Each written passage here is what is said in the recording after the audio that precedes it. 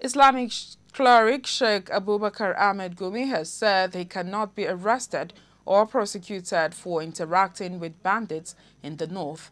Recall that there have been growing calls for BUHARI-led government to arrest and prosecute Sheikh Gumi. A civil society group, Human Rights Writers Association of Nigeria, HURIWA, had stated that Gumi's interaction with bandits was a treasonable offense that should be decisively dealt with. However, in a chat with newsmen, Gumi argued that Kaduna and Zamfara state governments had also negotiated with bandits in the past and that no one was arrested.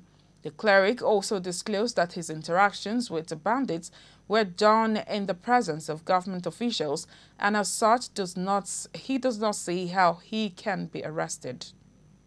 Nigerians have expressed mixed feelings in reaction to a statement by the Taraba State Governor Darius Ishaku for Nigerians to be allowed to carry licensed guns in self-defense in view of the insecurity in the country. Clearview television crew went round the streets of the Federal Capital Territory to sample opinions on the position of the governor.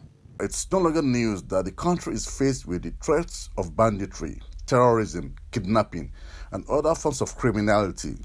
It's difficult to exonerate any part of the country that is free from this form of insecurity. Different solutions have been profiled in this direction, among which is the community policing, full enforcement of vigilante groups, neighbor-to-neighbors policing, amongst others. Recently, the governor of Taraba State, Darius Ishaku, said the attacks on citizens by bandits be reduced if ordinary Nigerians are allowed by the federal government to have licensed guns.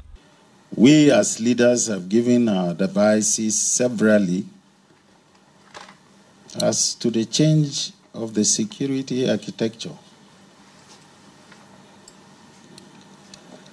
If one thing you do every day is not working correctly, then you should go and find advice from somebody to tell you how you will do it differently to get it correct. You can't keep doing the same wrong thing over and over. I keep saying it. The Nigerian Constitution is a replica of American Constitution. But go to America, nobody will touch you. And if we cannot be able to provide security for our citizens, then allow all the citizens to buy AK-47. Some Nigerians agreed with this position. Honestly, in my own view, he spoke well. Because what is happening, or what has been happening in this country, the security agencies, it has appears like they are helpless. They can no longer protect the citizens of this country. My own personal opinion, Nigerians, one, we should be allowed, to have our license, arms to protect ourselves. I think citizens should be allowed to bear arms to defend themselves.